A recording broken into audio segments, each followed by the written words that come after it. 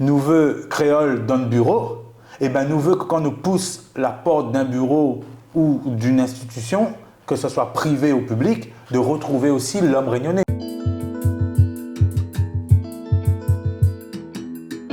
Bonjour Frédéric Bonjour, Maillot. bienvenue. Merci, on se retrouve aujourd'hui au sein de votre permanence, dans le Chaudron, à Saint-Denis, dans le quartier dans lequel vous avez grandi. Exactement. Donc vous êtes député depuis 2 ans, dans la 6e circonscription de La Réunion. Est-ce que vous pouvez vous présenter ? Moi, c'est Frédéric Maillot, militant culturel, travailleur social aussi. Et depuis l'âge de mes 15-16 ans, m'a beaucoup intéressé à l'identité du pays, à l'homme réunionnais et à ses combats, à la revendication culturelle. Et puis, on mène une revendication sociale, économique. Et petit à petit, on a créé le RSKP au tout début, le Réunionnais sous bas de contre-profiteur, dont on aura l'occasion de parler parce que nous avons mené des actions sur la préférence réunionnaise. Puis après, on a été aussi fondateur du Parti Croix-Réosé. Et puis en 2021, on est sur la liste du Guet de Bello. En deuxième position, au premier comme au deuxième tour, on est nommé 7e vice-président en charge de l'économie sociale et solidaire. Puis en 2022, je me présente à moi aux législatives. Et avec la NUPES, moi, je l'ai élu député de la 6e circonscription. La dissolution de 2024, moi, je l'ai réélu de nouveau et il emmène à nous aujourd'hui à cet entretien. C'est ça. Et vous siégez au sein du groupe parlementaire GDR, que nous sommes en train d'essayer de faire ajouter aussi GDR Outre-mer, parce qu'on a une très forte composante Outre-mer. À la dernière législature, nous étions 10, là, nous les 9. Sur combien ? Sur 17 députés. Oui. Et sur 22 députés, on était 10 avant la dissolution. Nous retrouve 2 députés de la Guyane, Davy Riman, Jean-Victor Castor, un député de la Martinique, Marcel Anado, moi, Emeline Kabidi et Karine Lebon pour la Réunion, Emmanuel Chibaou, le fils de Jean-Marie Chibaou, le leader du FLNKS, député de la Nouvelle-Calédonie, Kanaki. C'est ça, avec Méréana, Méréana Reydabello, députée de la Polynésie française. D'accord. Très bien, nous on a voulu vous contacter pour une interview suite à la lecture d'un rapport d'enquête qui a été mené par l'association Réunionnais de retour au pays. Oui. Je vous ai contacté notamment pour évoquer les freins que rencontrent les Réunionnais, ici même ou dans l'Hexagone, sur le marché de l'emploi à La Réunion. L'association propose notamment de travailler avec les institutions afin de créer des aides au retour comme il en existe au départ. Voilà. Alors, moi, je suis favorable à ça. D'ailleurs, on m'a fait évoquer de créer l'agence du retour, c'est-à-dire... Ménana, cette expression-là, mais il pense que l'aéroport de Gilo, il ne doit pas être la porte de non-retour. Et nous connaissons à quoi il emmène à nous la porte de non-retour au Bénin. Il doit être, la jeunesse doit pouvoir partir, se former, mais la possibilité de retour doit être accompagnée. Donc moi, je suis favorable à la création d'une agence de retour.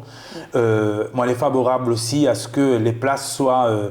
je ne connais pas si c'est le mot exact, mais oui, mais réserver, en tout cas préparer le retour, pas seulement du voyage, mais le retour de l'insertion par l'emploi et occuper des postes à responsabilité plus ou moins ou des postes à très forte responsabilité. Et là-dessus, on n'est pas le seul à dire que nous avons une injustice, que nous avons une forme de discrimination à l'emploi envers les Réunionnais.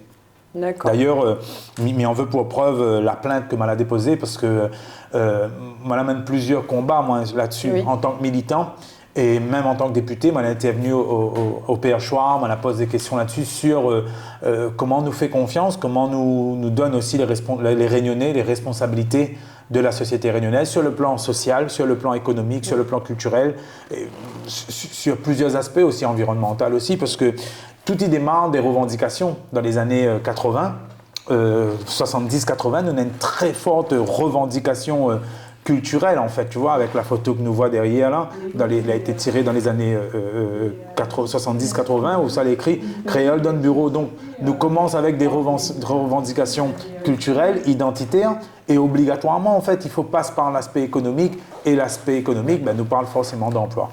Oui. Nous l'est pas plus, nous l'est pas moins. La fameuse phrase de Laurent Viagès, nous l'est pas plus, nous l'est pas moins, et respecte à nous, en fait, c'est ça, mais respecte aussi la promesse républicaine. C'est-à-dire, Zola dit nous bonne maman, nous bonne papa, voire nos arrière-grands-parents, que Zola n'était pas formé, que Zola n'était pas diplômé pour occuper des postes à responsabilité. Eh bien, notre génération, que ça il a fait, il a parti formali, il a parti passe diplôme, et il y revient. Et malgré ça, nous prive volontairement des postes à responsabilité. Et ça, c'est un fait, c'est-à-dire les chiffres parlent en tout cas. Oui, notamment, donc vous avez évoqué les discriminations à l'embauche. En tant que député, vous êtes sollicité par vos électeurs. Est-ce que vous avez souvent des électeurs qui vous parlent de discrimination à l'embauche? Alors, il y a un autre phénomène qui arrive. Il y a un phénomène, moi, je cause avec vous de façon très décomplexée. Parce que on n'est pas pour la haine ou pour dire du mal des autres, on est là pour l'amour du Réunionnais. L'amour du Réunionnais aussi passe par le fait de dire ce que le peuple de Moun il dit à moins d'un chemin. Ce que m'y entend de plus en plus, c'est ça. C'est il fait 10 ans que je travaille dans la boîte, 10, 15 ans, 20 ans que je travaille dans la boîte. On aurait eu la promotion sur tel poste pourrait revenir à moi de droit, mais du jour au lendemain, où Nena, l'exogène qui arrive, il doit formaler pour occuper une place qui revient à moi normalement par le mérite et par aussi l'expérience.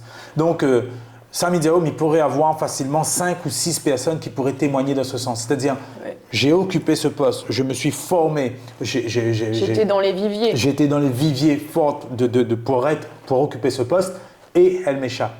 Le poste m'échappe. Et là, vous parlez plutôt du public ou du privé? Là, c'est très privé. D'ailleurs, l'objet de ma plainte, c'était ça. Moi, ce que me dit, dernièrement encore, nous l'avons vu une institution qu'il lance de la formation pour recruter, pour former des cadres. Oui. Ce que me dit, c'est que quand on est à 20 ans, 30 ans, on est installé ici, comment on explique qu'on ne l'a pas formé à l'intérieur? Comment on ne l'a pas travaillé sur la montée en compétences? Si à chaque fois que nous avons besoin des cadres, nous ne retrouvons pas dans le vivier local ou dans la boîte elle-même, il veut dire que vous n'avez pas fait ou vous ne veut pas faire de la montée en compétences à l'interne. Et ça, il pose réellement problème. D'accord. Mais il faut rajouter, il faut que nous prenions l'axe, vous connaissez, pour bien comprendre demain, il faut regarder loin dans le passé. Et ce slogan-là, « Donne créole travail », ce n'est pas Frédéric Maillot, ce n'est pas notre génération, ça date de 30 ans et c'est avec la CGTR. Et moi, je veux appuyer tout ce que je dit par des photos avec un simple coup de clic sur Internet et on voit des Yahoo. Donne créole travail, mot d'ordre depuis plus de 30 ans qui a valu à la CGTR d'être traité de raciste. Voilà, chaque fois que nous avons une revendication pour la reconnaissance des compétences de l'homme réunionnais, il y a une opposition qui se crée. Une opposition aux oreilles créoles. C'est pour ça en fait que le débat se glisse vers un débat racial. Alors que non, nous ça nous dit, dans le pays-là, où ça nous ont brûlé, coupé, où ça nous ça nous vivre là, nous veut vivre là, nous veut vivre et travailler au pays. Et ça, on voit, c'était la revendication avec laquelle on a longtemps bataillé aussi, préférence régionale pour justice sociale, vivre et puis travailler dans notre pays. Ça date de quand? Ça, c'était avec l'appel. C'est quand nous a créé ça après le recrutement de Chailloutrou. À la place de Sudel Fuma. D'accord. Voilà, la créé ça, mais ce slogan-là, vive et puis travaille dans notre pays, c'est quelque chose que nous revendiquons. En tout cas, mon génération m'a toujours entendu, elle nous revendique ça. Et m'a fait à moi caisse de résonance, chambre d'écho de ça, parce que la première fois que je me pose une question à l'Assemblée nationale, en août dernier, en août 2022, et ben, m'y passe dedans pour que les stagiaires les professeurs stagiaires puissent exercer leur stage de 1 an, de 2 ans dans l'académie, que ça n'a point à vivre l'exil. Obtenir le diplôme dans la fonction d'État, pour être fonctionnaire d'État, rime aujourd'hui avec une forme d'exil. C'est une génération de mon monde, notre papa, que vous avez fait croire à nous que l'Eldorado, les forcément sur l'Hexagone. Nous connaissons, nous connaissons une chose, nous voulons vivre et travailler ici. Attention, il ne veut pas dire que c'est qu'il veut aller. C'est pas une tare de partir, c'est pas une tare, c'est une génération aujourd'hui bien consciente que veut vivre et travailler ici, de mettre son intelligentsia, de mettre sa matière grise au profit de la Réunion. Mais justement, à ce sujet, il y a 2 semaines, vous avez annoncé via un communiqué de presse que 10 dossiers d'affectation provisoire ont été maintenus sur l'Académie de la Réunion. Donc c'était 5 stagiaires, 5 titulaires. C'est 11 finalement. Il y en a 11. Il y en a 11 finalement. Comment ça s'est passé? Est-ce que vous avez fait un choix dans la défense des dossiers? Vous avez joué quel rôle? Absolument pas. Moi, le rôle que m'a joué, c'est déjà d'entendre cette détresse, parce que c'est de la brutalité institutionnelle, c'est de la violence aussi institutionnelle, et c'est des familles clés déchirées. C'est-à-dire, il y a des gens qui vont passer leur diplôme, qui ont déjà une vie de famille, où le monsieur travaille déjà à La Réunion et ils ont déjà 2 enfants. Eh ben, le monsieur, il ne peut pas quitter son emploi ici parce que voilà, il est chef d'entreprise, par exemple, d'une TPE, PME ou peut-être même peu importe. Ils ont déjà construit leur maison ici, ou en tout cas, ils ont déjà leur vie installée ici. La dame, elle a décidé de passer le concours, elle a obtenu le concours, mais quand elle passe le concours, ce qu'il faut savoir, c'est quand elle passe le concours, elle sait qu'il y a des postes à pourvoir ici. Oui. Donc, avec cet espoir de pouvoir occuper ce poste vacant ici, en tout cas ce poste qu'on en a besoin. Eh bien, l'obtention du diplôme donne direct accès à l'aéroport de Gilo, qui deviendra pour beaucoup C'est une question de poids en général.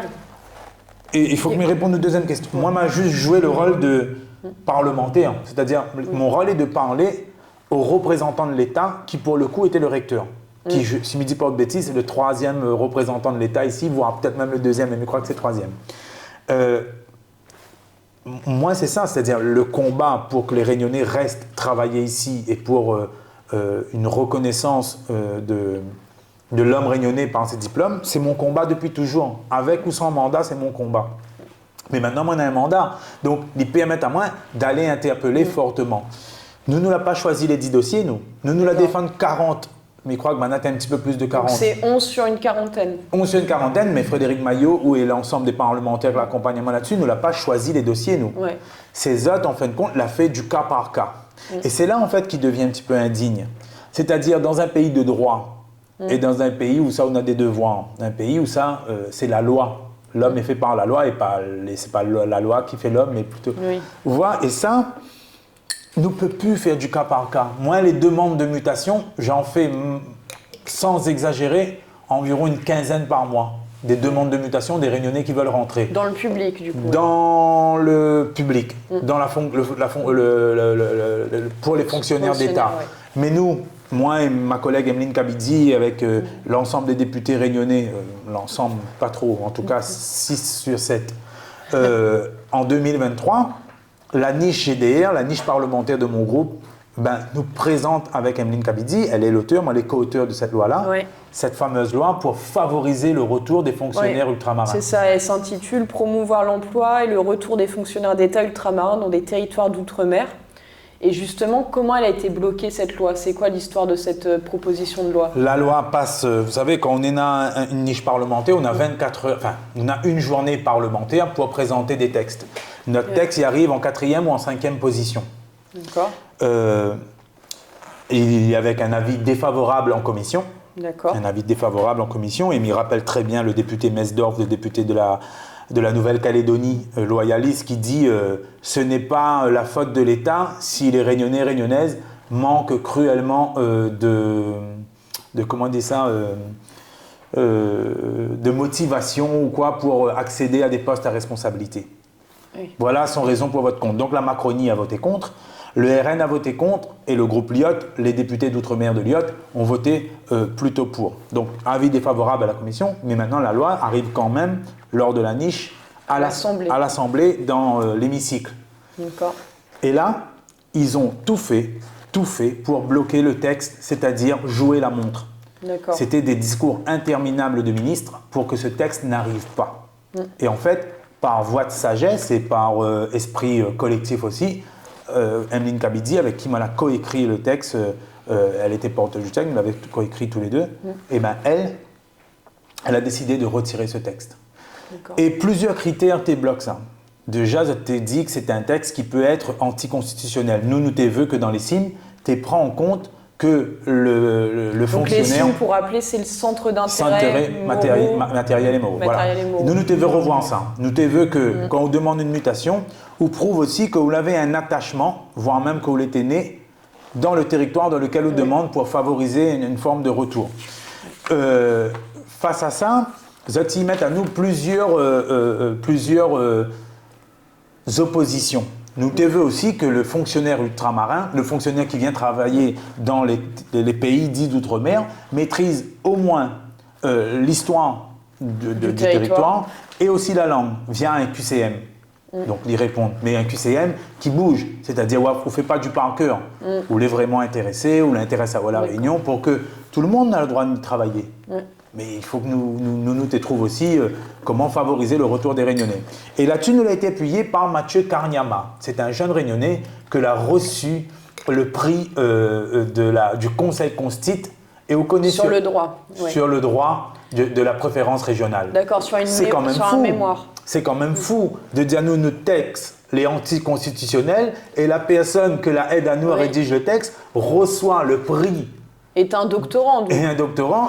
Et voilà, les DIAO, tu vois, c'est quand même assez hallucinant, c'est-à-dire, nous l'est encore dans une forme d'hypocrisie. Zoti ne veut pas reconnaître la loi Kabidi, mais Zoti donne Mathieu Karniama, un jeune prodige réunionnais de la loi, un titre parce qu'il a écrit une thèse sur la préférence régionale. Donc, pas assez bon pour passer dans la loi, mais assez bon, ou une thématique pas assez respectable pour en faire une loi, mais assez respectable pour donner un prix, le premier prix du Conseil Constit. Donc en fait, ça bloque au niveau du principe d'égalité constitutionnelle. Quand on veut tuer son chien, on dit qu'il a la rage.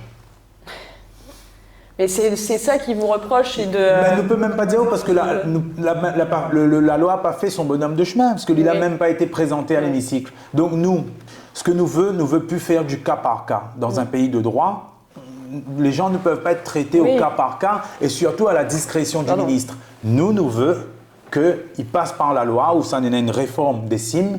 Nous veut aussi l'harmonisation des CIM parce qu'aujourd'hui, chaque ministère régalien comptabilise ses CIM d'après le ministère. Nous veut plus ça. Nous veut une harmonie des CIM.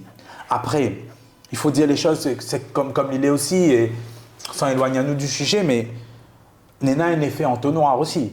C'est-à-dire, nous avons un escadron de 1900 policiers ici à peu près, hein, mais il peut tromper à moins voilà, mais à peu près ça, 1900 policiers. Je trouve que nous avons 3000 policiers créoles là-bas. Donc, nous avons aussi un effet entonnoir. Ce que nous veut, c'est que le fonctionnaire puisse savoir quand est-ce que c'est possible de rentrer. Et je vais faire une comparaison peut-être un peu osée, qui n'est pas la mienne, mais qui est celle d'un fonctionnaire. Il dit, Monsieur Maillot, on a l'impression d'être en prison, sauf qu'on ne sait pas quand est-ce que va se terminer cette peine. C'est-à-dire, il y en a 2, 3, vous avez fait 5 ans, 6 ans, ils ont les rentrer. Il y en a d'autres, il fait 12 ans, vous avez les rentrer. Et il y en a d'autres, depuis 17 ans, vous y attendent. Donc, nous les traiter au cas par cas. Nous aimerions dire, dans cette tranche, entre 8 et 12 ans, un retour est possible. Pour que le fonctionnaire, en fait, il gagne projet à lui. Parce qu'on rend compte que c'est peut-être l'année prochaine et ça n'arrive pas. C'est peut-être l'année prochaine et ça n'arrive pas. Et en fait, ça y entraîne aussi un dégât psychologique chez le fonctionnaire. Et crois-moi, des fois, il coûte plus cher en arrêt longue maladie que de mutualiser. Que de muter, oui.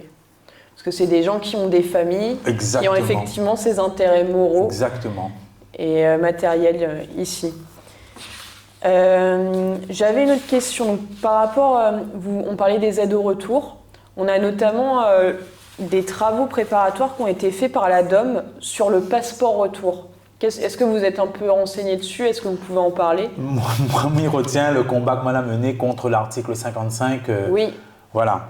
Vous en parliez justement. Mais vous êtes monté au créneau sur la proposition d'une aide à l'installation dans les DROM pour les Français hexagonaux détenant un projet professionnel solide. Exactement. Donc qu'en est-il aujourd'hui? C'était en novembre 2023. Ça a été, en fait, moi quand ça m'a eu vent de ça, avec des amis militants, qu'il fait une veille aussi législative, que m'y salue, votre veille législative, moi, elle était en train de pencher à main dessus, je la prends moi un petit peu en avance, donc tant mieux, tu vois. Vos collègues députés? Non.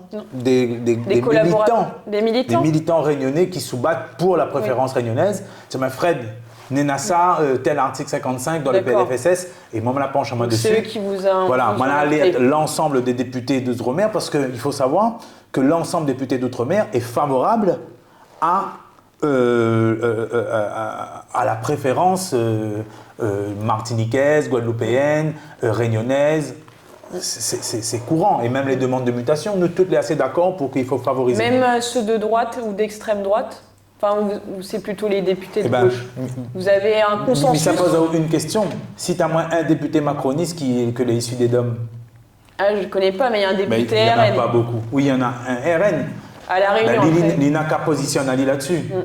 Il n'a qu'à positionner là-dessus, mais moi je serais curieux de savoir que ça y pense. Parce qu'une fois de plus, non, mais il ne connaît pas. Une fois de plus, il va prouver à nous qu'il fait de la science sans conscience. Et qu'au final, il apprend juste la planche de surf RN et il n'a pas regardé la vague, l'entraîne noyer à nous dedans, parce que le RN a voté contre la loi Kabidi. Contre la loi Kabidi. Donc, il suffirait que Lille est pour ici et il est déjà en contradiction avec l'avis de son parti. Ce qui peut arriver, hein. Ce qui peut arriver. Donc, il disait à où sur l'article 55, moi, je l'ai eu vendre ça. Mais il y a l'ensemble des députés, en tout cas, c'est avec moi les proches, donc Nilog, Riemann, Nadeau et Castor.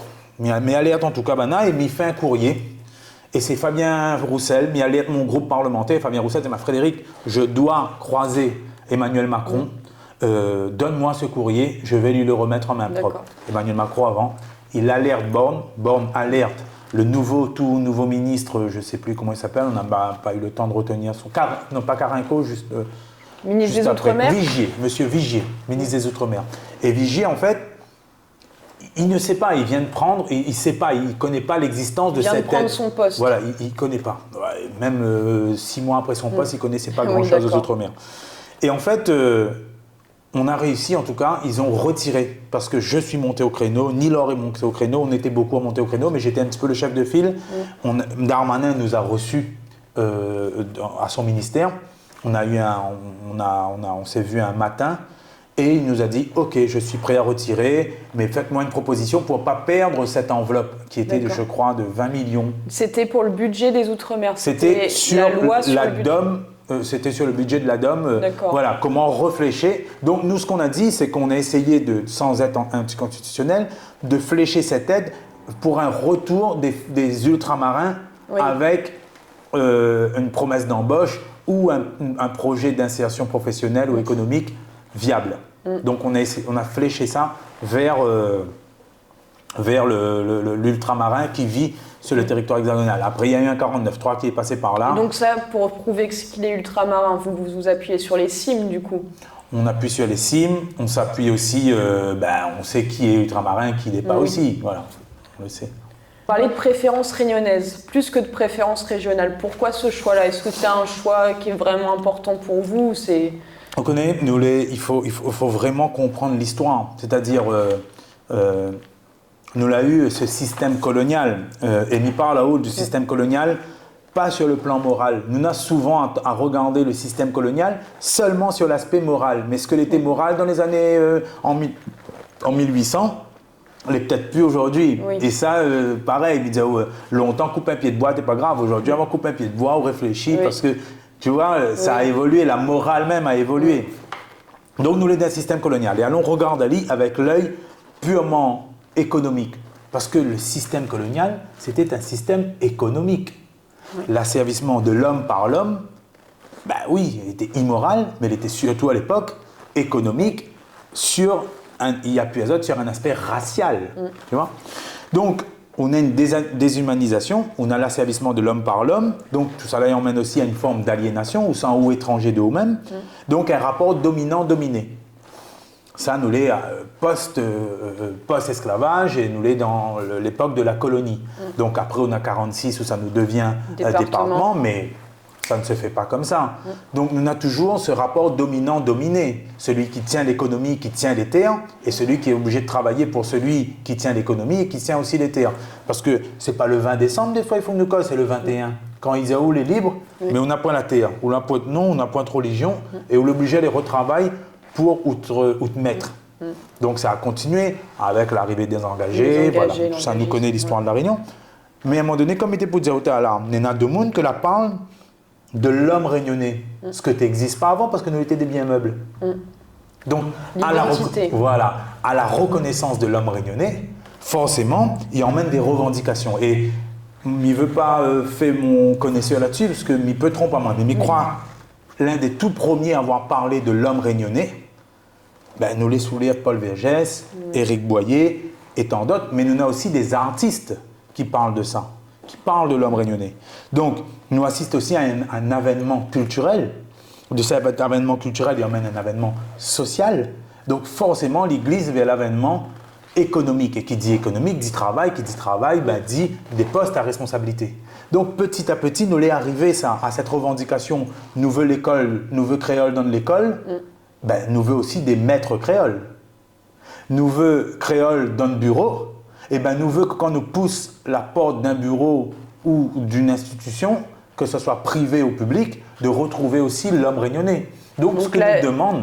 La définition que vous donnez au terme réunionnais, donc c'est créole.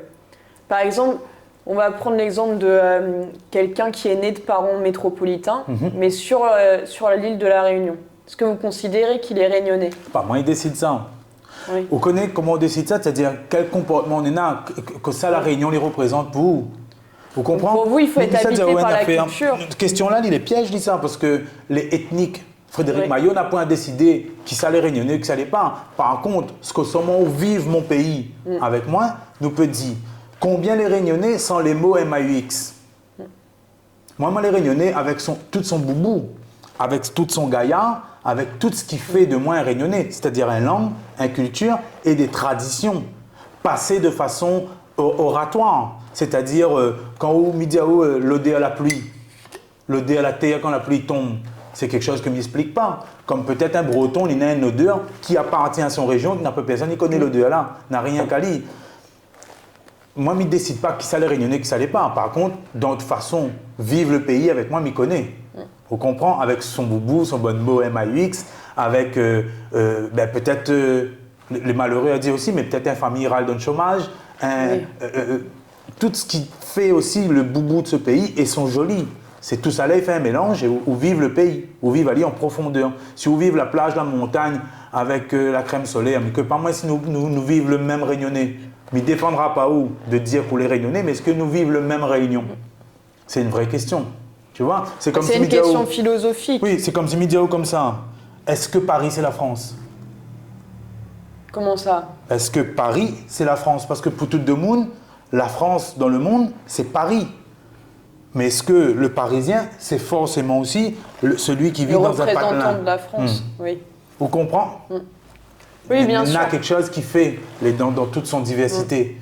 Et m'y finit là-dessus. Donc, quand nous participons à tous ces événements-là, l'avènement de l'homme réunionnais, il était obligé à mon aîné arriver. Et comme, c'est pas moi qui dis, c'est Domoun, il dit, occuper des postes à responsabilité, donc des postes à pouvoir, emmène forcément à ce débat oreilles créoles, qu'il est inévitable, parce que la construction de la Réunion est passée aussi par l'arrivée de ce bonnes oreilles-là, que à l'avant, tu appelles ça les VAT, les volontaires aide territoriale ou les volontaires aide technique. Donc, vous voyez, nous ne peut pas mettre en opposition, mais par contre, nous demande à nous pourquoi, dès que nous dit poste à responsabilité, dans l'inconscient de tout le monde, c'est forcément les oreilles. Et l'inconscient, c'est ce qui fait aussi la pensée du pays. Oui, bien sûr. Parce que la pensée commune, c'est que les partagée par tout le monde. Et justement, vous parliez de discrimination à l'embauche, donc à l'égard des créoles. D'après vous, elle prend sa source où, cette discrimination? Quand vous avez, vraiment des cas concrets. Juste quand il faut occuper des postes à responsabilité, quand il faut donner du pouvoir dans la réussite, le poste à responsabilité, souvent, dans peut-être l'inconscient du Réunionnais lui-même, c'est la compétence, le savoir, tout ça là, est en train de changer. Notre génération, en tout cas, elle est en train de faire bouger les choses.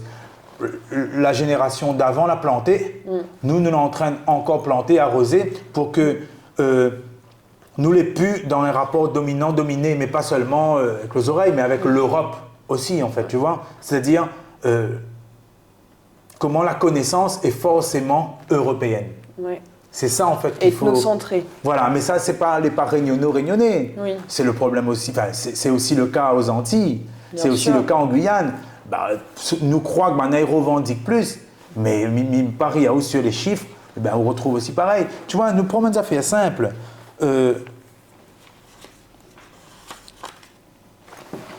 La SACEM. La musique. Oui. Oui.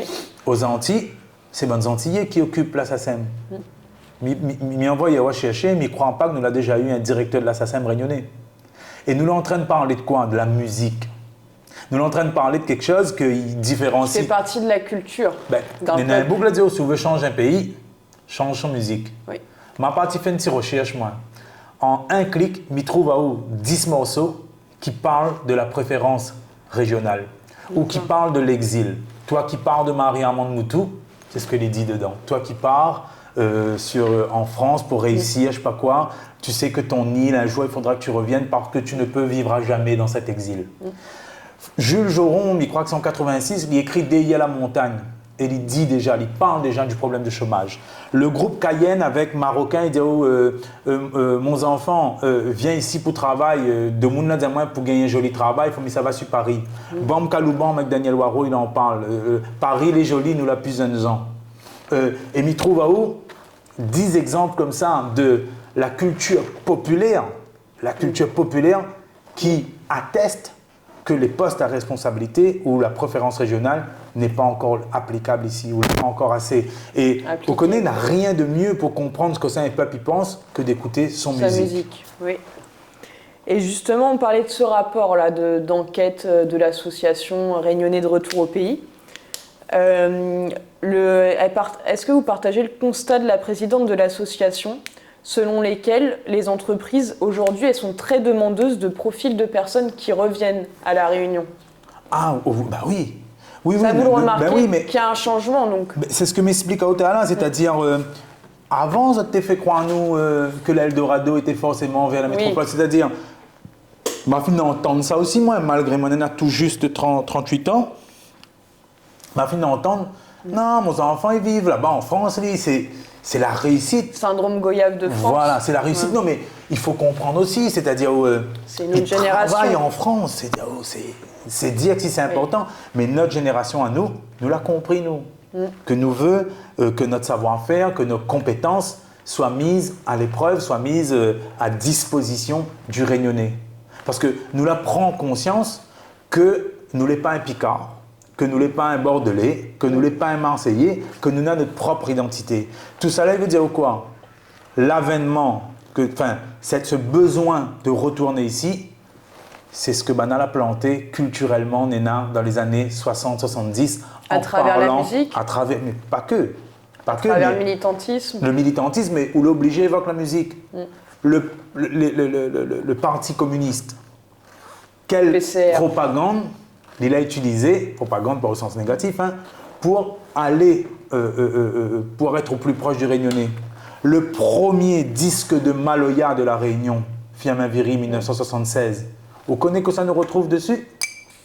Le 4e congrès du Parti communiste. C'est dire si l'avènement culturel n'est pas en lien avec l'avènement politique, économique, social. Peut-être même environnemental, parce que on était cause aussi des planteurs à l'époque. D'accord. Et donc vous êtes d'accord avec le fait qu'aujourd'hui les entreprises elles prennent plus conscience de ça et qu'elles ont plus envie de profils réunionnais? Mais je trouve que nous avons une hypocrisie. D'accord. Ça t'y cachette plus. Mais m'invite à aller faire un tour sur comment on nous explique aujourd'hui. Il y a un site Facebook qui appelle les expatriés, les expats de la Réunion. Comment on peut être expatrié de notre propre pays? Oui. C'est-à-dire, ma collègue Karine Lebon dit ça souvent. Nous les Français, pas à part entière, mais entièrement à part. Vous voyez, comment on nous explique? Mais plusieurs choses en fait qui fait que le rapport coloniale de façon consciente ou inconsciente perdure. On veut faire un crédit pour acheter un loto pour des enfants qui est en train de faire des études sur l'Hexagone. La banque dit votre adresse est dans les DOM, pas question, on ne vous accorde pas le crédit. C'est des petits. Vous connaissez où ça va le diable il cachette. Le diable connaît où il se cache dans les petits détails. Oui. Ça, c'est le genre de petits détails en fait, qui renvoie à nous en fait à. Citoyen de seconde zone. Une citoyenne de seconde zone, mais aussi loin des yeux de la Grande République en fait. Oui. Donc, nous aussi, nous avons intérêt à repenser à nous d'après notre bassin, d'après où ça nous vive. Géographiquement parlant, le Réunionnais n'est pas un Européen, il est un Sud-Africain. Et moi, ma fille entend demande Réunionnais dit oui, en Allemagne, juste à côté. Il est persuadé inconsciemment que l'Allemagne est plus proche de lui que l'Afrique du Sud. Parce qu'on n'a pas de lien assez fort culturellement, historiquement avec ces pays-là. Vous connaissez que ça nous attend, et moi, je suis favorable à ça, à envoyer nos bons enfants faire des études, par exemple en Inde, qui forment les meilleurs informaticiens du monde. Moi, j'ai pris rendez-vous avec le directeur de l'université de Cape Town, qui est une des plus grandes universités d'Afrique du Sud. C'est-à-dire, ce rapport sud-nord est un rapport colonial qui ne doit pas cesser, mais qui nous doit rouvrir à nous vers d'autres horizons et des horizons plus proches avec des pays avec lesquels on a déjà un lien. Et peut-être aussi une volonté panafricaniste. Asiatique aussi. Asiatique aussi, puisqu'il y a l'Inde. Parce qu'il y a l'Inde et la Chine, que c'est des puissances devenues des puissances, des pays puissants aujourd'hui. Donc nous avons déjà un lien à recréer avec Bana, parce qu'il ne faut pas croire au Harry ou là-bas, on dit maintenant nos ancêtres, les Indiens et tout, il se passe bien. Hein. Ce n'est pas le cas non plus. Tu vois, nous envoyons nos enfants au Canada. Oui, les Réunionnais n'ont pas de lien avec le Canada. Oui, moi, on serait content que Néna, mais... Les Réunionnais ont des liens avec les Anglais qui ont aussi colonisé le Canada. Voilà, et par exemple, nous prenons, tu vois, moi, on est favorable à une mobilité dans la mobilité. C'est-à-dire, nous avons une mobilité fixe. Où la partie là-bas, il faut rester 5 ans. Oui, mais on peut faire peut-être 2 ans au Canada, et peut-être redescendre en Amérique du Sud, et peut-être revenir en Afrique du Sud pour revenir à La Réunion, c'est-à-dire mobile dans la mobilité. Mais tout ça là, c'était un projet politique, peut-être aussi, moi, C'est très vaste. C'est repenser aussi le pays, vous connaissez. Fanon, il dit ça, c'est ma phrase fétiche. Et c'est François Fanon. Il dit chaque génération, dans une relative opacité, doit trouver sa mission, la remplir ou la trahir. Eh bien, déjà, commence à réfléchir sur une autre forme de mobilité, avec d'autres liens à construire avec. C'est déjà peut-être repenser aussi notre société réunionnaise de demain. Mais nous l'avons déjà arrivé là-dessus, et ça en jette à nous des fleurs, notre génération, avec Davy Riemann. Nous l'a porté ce combat-là, c'est-à-dire la reconnaissance d'un aspect normatif en lien avec notre territoire. La viande quitte la Guyane, quitte le Brésil, qui est pays limitrophe avec la Guyane française, monte à Paris pour redescendre en Guyane. Oui. Le thon quitte le Seychelles ou Rodrigue, monte à Paris pour redescendre à La Réunion. Mais nous l'avons réussi ça, nous, avec les matériaux de construction. Nous l'a demandé à avoir des normes RUP, région ultra-périphérique, parce que si tout le temps c'est des normes CE, normes CE, normes CE, on ne peut rien utiliser ici. Nous pourrions peut-être acheter le fer avec l'Afrique du Sud, qui coûte 4-5 fois moins cher que le fer acheté en Europe, en Allemagne. Donc c'est comme ça de repenser aussi le pays, et repenser le pays d'après sa zone géographique, d'après sa zone océanique, emmènera à l'émancipation du Réunionnais, en espérant que demain, et c'est déjà un peu le cas, nous aurons plus de Réunionnais à des postes à responsabilité, et que nous n'aurons plus besoin de faire 3 fois, 4 fois plus d'efforts pour atteindre ces postes à responsabilité.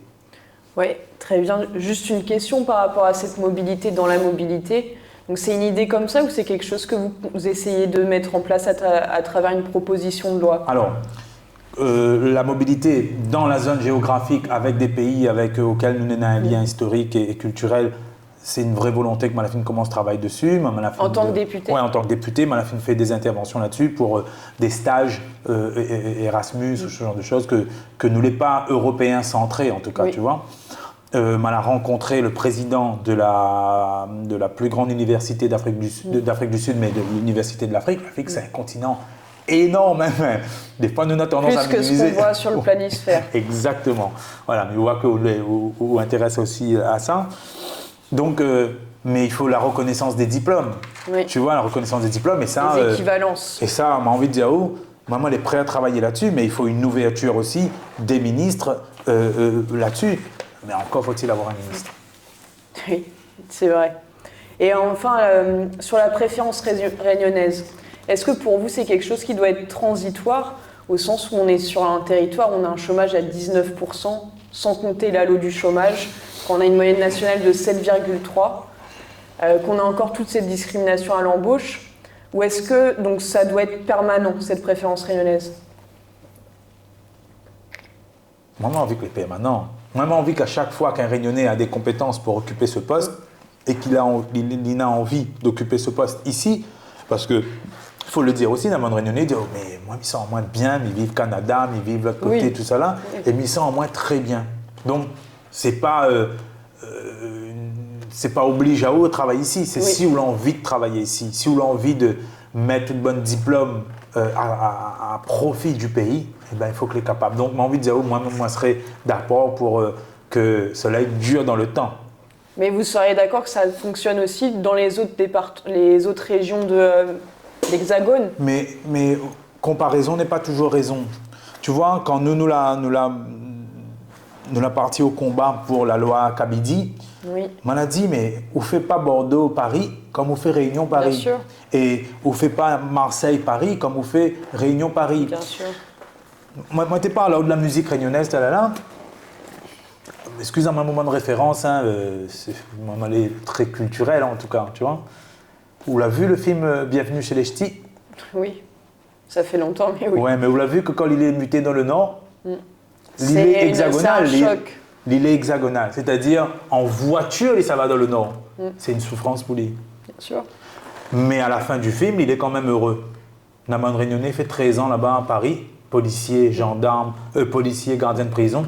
Ils n'allaient toujours pas heureux. Parce Bien sûr, il y a plus de difficultés d'acclimatation. Parce que quand Grand Monde est en train de pousser son dernier souffle là, si vous n'avez pas gagné l'avion qui coûte 1 500 € le billet là, en 4 temps de TGV, vous allez à Marseille.